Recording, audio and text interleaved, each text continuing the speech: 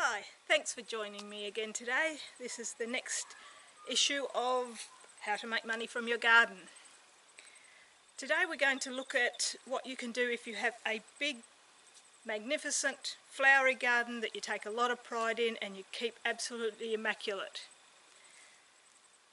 If you live near a city, there are always people wanting to, needing gardens to hire for weddings and photography. So if you've got a great garden, this is a good way for just earning a bit of money on the weekends. Excuse me if I'm squinting, the sun's in my eyes here. So there are a few things you need to keep in mind if you're going to have people coming to your garden and hiring it out. You have to make sure that your insurance will cover it. Your household insurance may not. You may need to get extra insurance. And also make sure that you have a contract, especially if you're hiring it out for weddings. For just casual photographs, you shouldn't need to, but for weddings, people like you need to make sure that you've got a contract with times, dates. And I also suggest that you put in it what people can throw at your wedding, at their weddings. What I mean by that is, if you're going to have two weddings on a weekend, or one wedding this weekend and one the next, you don't want confetti or even dried flower petals on the ground for the next wedding.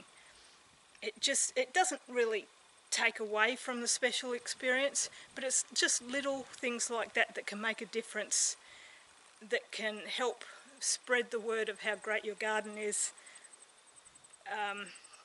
And that it's little things like that that can encourage people to spread the word on Facebook. For example, people may not want to be walking up the aisle when there's brown confetti and things on the ground from a wedding before. You could insist that they throw rice instead. So other things to think about would be having garden furniture, like arches, a pergola, things like that. You could grow flowers up them. I don't recommend climbing roses, even if they're thornless, simply because they don't flower for long enough. If you're going to grow flowers up arches and other furniture, go with flowers that flower for longer, like pandorreas and trumpet vines, for example. Or leave them plain and people can put their own flowers on them.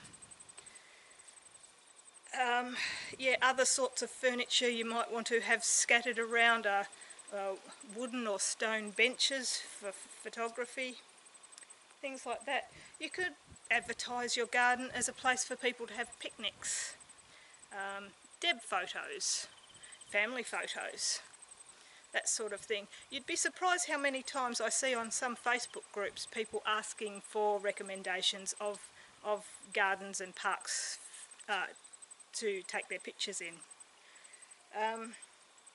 I know a lady who has a little tea room.